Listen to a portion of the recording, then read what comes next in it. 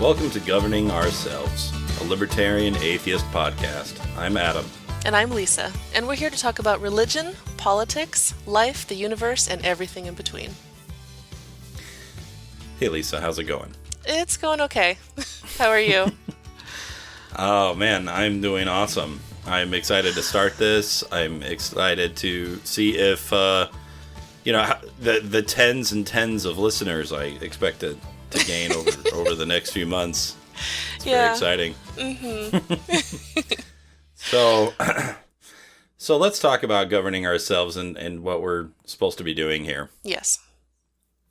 So let's see.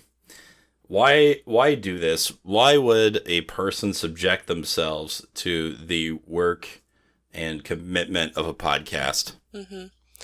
Well, for me, the subjects are important enough that I kind of don't want to keep it to myself. You know, I want to share it with other people. I want to share what I've learned over the past, really just couple years. Yeah. Yeah.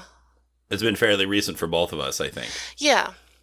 Yeah. So we knew each other from church. Right. Both of us grew up LDS, so members of the Church of Jesus Christ of Latter-day Saints. But everyone knows us as Mormon. Yes. Although they're trying to get away from that label. But yeah, but that's what the church is. So we knew each other when we were in our early 20s, I believe. Late teens, early 20s at the single adult ward. Mm-hmm. And yeah, we're in the same ward. You know, we may have talked a couple times, but yeah, that's basically it. Yeah, we met there, and at that point in time, I would not say we were secretly making combinations to leave the church at some point. No. Right. To borrow some Book of Mormon phrasing. Mm-hmm. Right. We were both trying to do our best, trying to do what we could to be and feel more righteous and, essentially do what we're brought up to do. Mm-hmm. Right. Yep. Obedience to the Lord. Just trying to do what's expected of us. You went on a mission. Yes, I did. Yep. And I was temple married. Yep. I was eventually temple sealed. Yes. Oh, okay. Yeah, it was a civil marriage, and then about a year later, it was sealed in the temple for time and all eternity. That's right. You guys had the cool guy, edgy marriage, and then then you had the make mom and dad happy ceremony, right? Yeah. At the time, it's what I wanted as well. I had convinced myself that that's what I wanted. There's more to that story, but I can get into that later. Yeah. I'm sure we'll talk plenty about relationships and everything else as we go on. Yep. Yeah, the temple, which there are still images of temples in my home. Your spouse is a member of the church. Yes. And so is mine. So was mine. And I believe all of us were born into the church, weren't we? I was. My husband was. Yep, your wife was too. And so it's a different experience when you grow up in the church versus if you are a convert, if you've converted to the church via family members or missionaries or what have you. Mm-hmm. So that's where our point of view comes from as far as religion is. We were born into the Mormon church. We grew up in it. That's right. Yep. Now, eventually we both, had problems. In fact, even at the time we would have had problems with the church.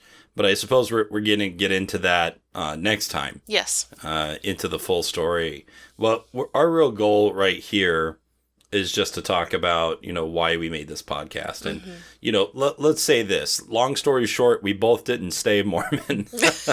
And things have been both complicated and inconvenient, shall we say, since coming to that realization. Because when your mind changes, you don't really have that much control over it, I would say. And, you can't flip a switch in your head to believe something that that you can't anymore. Yeah. You know, and so we have struggled with that, and in fact, we've spent several weeks just talking about this experience that we have shared. You know, for our own sort of, you know, therapy and well-being. Yeah, it has helped a lot to talk to someone else who understands where, you know, where I came from, what I went through, and sort of where I am now. Yeah. And we feel like with a podcast, we'd be able to help other people who might be in the same situation. You know, maybe they're members of the church who are just wondering, you know, about, I guess, Mormonism, life after Mormonism, you know, life after God. And also libertarians, because we didn't start off as libertarians either. No, we did not do that. I was a Republican. And were you ever a Republican, or were you mostly Democrat? Yeah, I you know, my folks were Republican, you know, but then I, you know, had a couple of years as a lefty in college. You know, I went through a phase, and you know, but again, another episode where we're really going to get into that. Yes, we will. Either way, you know, the point of this whole thing is sort of that we grew up, shall we say, indoctrinated into our various spheres of influence, be it, you know, religion or politics or beyond. And eventually we broke out of that, or fell out of it, as the case may be. Yeah. I almost think, you know, from our talks that maybe you broke out, maybe I fell out. Your story, I think, is a little bit more heroic than mine. You know, mine's more of a, you know, one day I was like, oh shit, it's fake, you know. So mine was a gradual process. Okay, well, that makes me feel a little better. Yeah. But yeah, so, you know, if you're in the boat, if any listener out there is in the boat of, I don't, you know, what do I do now? You know, now that I've left something, where do I stand, right? That's the hard thing. Well, you know, maybe you can gain something from listening to this and sharing in our experience. And I hope so. You know, of course, we would love to hear from people out there, you know, through email or social media or whatever, you know, so that we can talk to you guys and we can, you know, maybe take this journey together. Yeah. Yeah, I would like that. There's another thing, too, about this podcast that specifically, it's what you brought up to me as, you know, we were discussing doing a podcast in the first place, is that you noticed that a lot of atheists also tend to be very hard left. Yes. On the political spectrum. And we are atheist libertarians. Yes, and that is distinct. Yes. And you said that it's not as common. It's not as common of a combination. And I'm a fan of a lot of these other podcasts and shows and YouTube channels. You know, we're both Sam Harris fans. You know, I have listened to The Thinking Atheist with Seth Andrews. We both enjoy the work of Matt Dillahunty. Yes. You know, of course, Christopher Hitchens and going beyond. Richard Dawkins. But yeah, you're talking about leftist. And, you know, that's fine, but I am not persuaded in that way. Yeah. And neither one of us, you know, is persuaded in that way. Because, you know, perhaps I should speak a bit for myself, but I view, you know, the sort of adherence and reverence given to the government as inappropriate, as a form of sort of state worship, shall we say. And I think that there is a dogma that goes along with following the doctrines of the left, particularly these days. Now, I would also probably categorize myself as a classical liberal, as opposed to other brands of libertarianism. But I think that the doctrine and the dogmas that exist in the left today have carried it away from the values of true liberalism. Things like free speech, free thought, and that sort of thing. Yeah. And they've exchanged it for platitudes, ad hominems, and frankly, things that remind us of belief systems. Mm-hmm. Yeah. Yeah, I agree. I think libertarian has become more understood, whereas, in the past, people would conflate it with anarchy. Yes. And that's not what this is either. No. Definitely not anarchist. Yeah, we're sorry to our ANCAP brothers and sisters out there. Now, listen, I think we've all spent at least a weekend as an ANCAP at some point. And, it's all, what they say is that we live our lives very much in anarchy because we don't usually directly interface with the state. And, I agree with that to a sense. Mm. But I don't think either one of us has been truly convinced with the superiority of the idea of a insurance company running the court system. Yeah. So, and if you like that, that's fine, and I empathize with you, and I hope you'll keep listening. But you may prefer the lava flow as opposed to us. Mm-hmm. And if that makes me a statist, I guess whatever. But I'm definitely for minimal government. Yeah. And would categorize myself as a minarchist, as Chris Spangle likes to do. Huh. I hadn't heard that term before. Nice. Yeah, minarchist, minimal. Yeah. Yeah, that's basically it. The libertarian idea is that you still need government. There's still some essential thing, aside from taxes, whatever. But no, government still, they still do good things, but they should be very limited. It's the idea that you can govern yourself. Mm-hmm. There's still some rules you need to follow, but you don't need Big Brother. You don't need a bloated, overinflated government, federal government. Right. That you can get by with just a smaller, well-run government, and you can be free. You can be free to live your life the way you want, as long as what you want to do doesn't infringe on the rights and freedom of others. Yeah, exactly right. And we would refer to that in the libertarian community as the non-aggression principle, or the NAP. Mm-hmm. Right? Basically, don't hurt me, don't take my stuff. Yeah. That's kind of where I'm at. Now, the government uses, force in whatever it wants to, enforce, right? And so there is that inherent violence, which libertarianism, has a hard time with. Mm-hmm. But, I'm a big fan of the philosophy of John Locke. Mm-hmm. And according to John Locke, the government essentially has one purpose. In fact, I think the quote is, government exists to no other end but to the preservation of property. Mm. And of course, we get our entire idea of natural rights from the philosophy of John Locke. Mm-hmm. And Jefferson was a big student. Yeah. And of that idea, and you can see that language directly in our own Declaration of Independence. So I do not view the Constitution and the Declaration as holy works, because we need to be skeptical of these things. I still give them a lot of value, and I still think upon them as intellectual pursuits. Yes. So, yeah. That is why I would consider myself a small L libertarian, / Dave Rubin-esque, classical liberal. Mm-hmm. Listen, I'm just not badass enough to be an anarchist, right? And I don't know enough about carpentry to be an agorist. Mm-hmm. I can't live off the grid, and a lot of people that manage to do so tend to have strange, religious tendencies as well.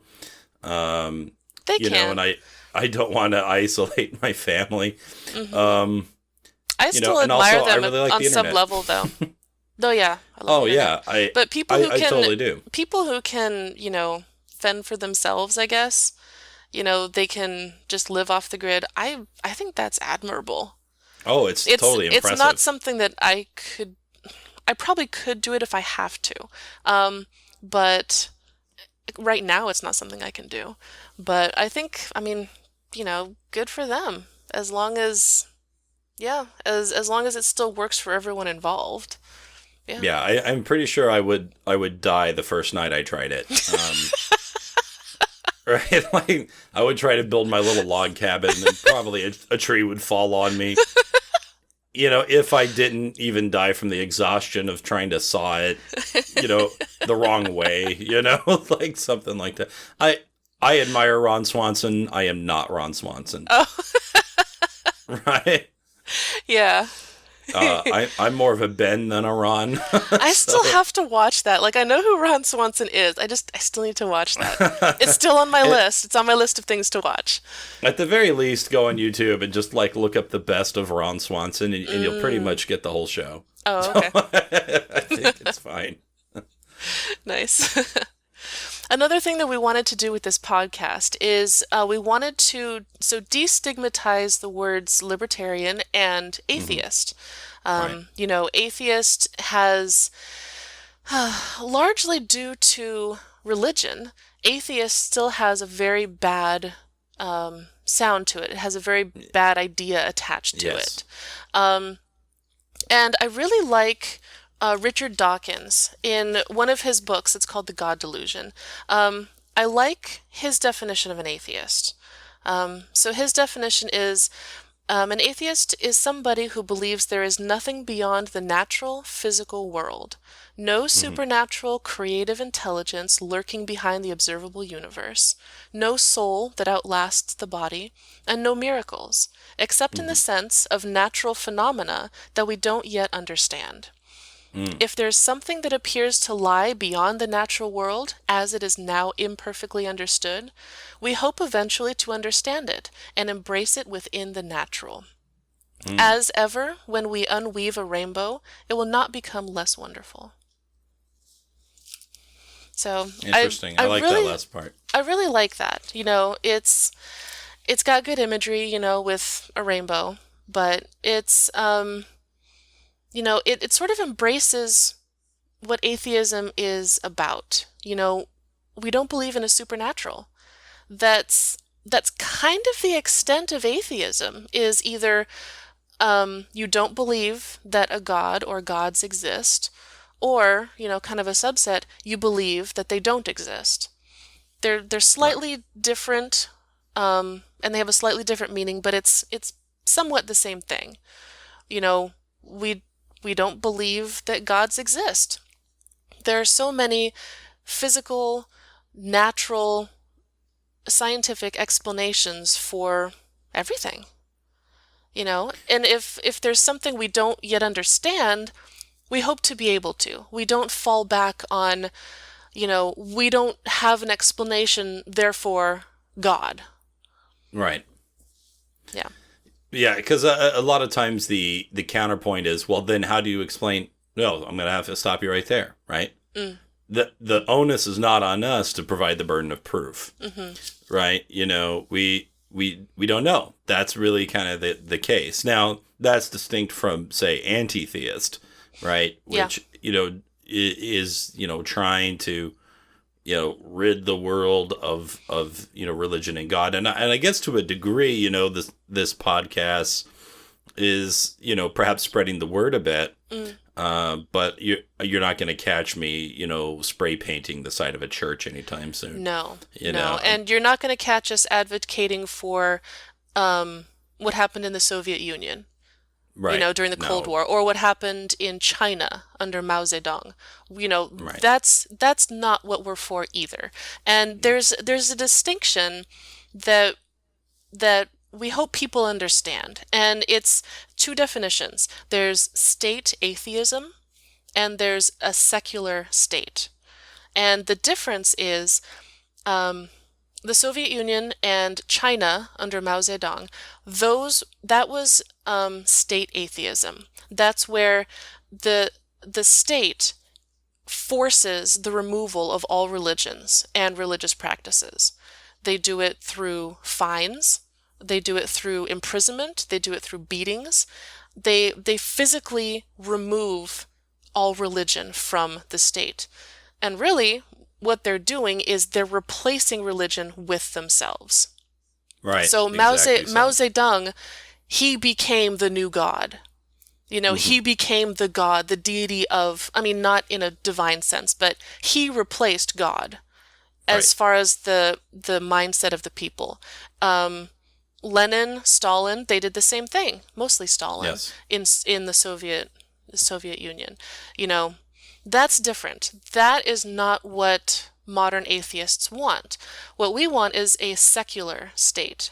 And that is where the state, the state is or purports to be officially neutral in matters of religion, supporting neither religion nor irreligion. And it claims to treat all citizens equally regardless of religion. So, and that's what our Constitution is. It does have a couple mentions of God in there, or I think the Declaration of Independence did, but it's a secular document. And that's what we as libertarians, that's what we want the United States to be. Right now, the United States it's Christian leaning. It's heavily influenced by Christianity. That's the majority of our religious demographic in the United States. And laws do kind of lean that way, especially in heavily Republican states. And that's not what we as libertarians want the United States to be. We want it to be a secular state where you can practice your religion if it doesn't hurt people, as long as it doesn't infringe on the rights of others. But one that doesn't favor any religion above another. Precisely so. We're not trying to advocate any form of force. Of course, being libertarians, that's right out the window. But yeah, this is about being free from something. Yeah. Or free to do something. As long as you don't infringe it on someone else, and that's our whole thing, guys. Be it religion, be it politics. We're not gonna destigmatize atheism and libertarianism in one go. This is a thing that people have been trying to do for a long time, but we're lending our voice to that effort. Yeah. I've even said in our past conversations that I think the word atheist it forces you to sort of hiss, when you're saying it, atheist, and it just has the wrong combination of vowels and consonants. And I think that it just sounds scary. Right. And when you say libertarian, frankly, I think most people don't even know what it is. I'm surprised with how many people I encounter and talk to, and they ask, are you Republican or a Democrat? And I'll say, well, neither. I'm a libertarian. And they go, what the heck does that even mean? Yeah. Or they have assumptions about what it means, and it's not close. Some people, I had one guy tell me, well, I like you libertarian types, but you're not pro Second Amendment. And I was like, what do you, oh my gosh, what are you talking about? This is why the left hates me, well, among other reasons, but or they hear the word liberal and they think that's in there, which I guess in a way it sort of is, but. Oh yeah, but so is liberty. That's probably where the name comes from. Liberty. Libertarian. Yes. So yeah, that's what it's about. But even liberty and freedom, these are words that are, I think, being demonized in our current political discourse, because people treat them as code words, or perhaps, to borrow from the left, dog whistles of other ideas, right? Like, there is like Liberty University, which is just basically, a religious institution, right? And people on the right, value freedom, and people on the left, mock them for that, because they would, I guess, prefer order or equality over freedom. Yeah. And of course, when you talk about markets, then people get really concerned about, giving too much freedom to, to the free market. Big scary corporations, right? Yeah. It's easy to think of giving freedom to the mom and pop, that's running the cupcake shop. But it's harder to think of giving that to, say, Coke Industries. Although I, personally lean on having as free a market as possible. I will say it. I do appreciate the work of the Cokes. And that's going to definitely make me unpopular. But who are the Cokes? So you've heard of David and Charles Koch? They run Koch Industries. Basically, they're super rich guys, and they like to get involved with affecting politics through money. Okay. I'm involved with a program that is funded by the Kochs, just full disclosure. It's called the Youth Entrepreneur Program. And we help young people learn entrepreneurial skills to help them be less dependent upon the government and to be more, sort of self-sufficient in terms of, building little businesses and selling those. Interesting. Yeah, and they've got their hands in a few other sort of libertarian / conservative efforts that exist out there. Okay. But yeah, there's plenty about them, and but if you Google them, then probably the first few things you're gonna get are gonna be people on the left saying how they're literally the devil. Okay, so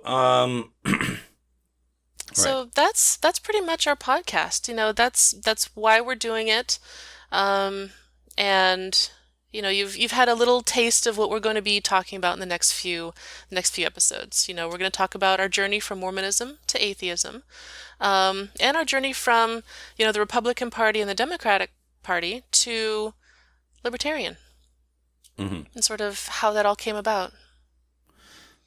I feel like I should also point out that this podcast is not funded by the Kochs, and I'm not even sure why you brought that up. No, it's not funded by anybody. However, Charles and David, if you are listening, call me. Yeah, you have my information. So. Yeah. Okay. Yeah, currently we're not sponsored by anybody. This is just us just doing our thing. Right, because we hate money, and no, that's a joke. Okay, but yeah, no like Nature Box commercials just yet, guys. What are the other things? Stamps.com. Let's see. Maybe they'll just throw us some money if we just say some names. There you go. Yeah, so these podcasts will be available on iTunes, and I'm also going to be uploading them to a Facebook page, Twitter, and YouTube. Yeah. Yep, so if you want to listen to them again, that's where you can find them. All right, well, if there's nothing else, thanks for listening, folks. Until next time, stay free. And stay skeptical.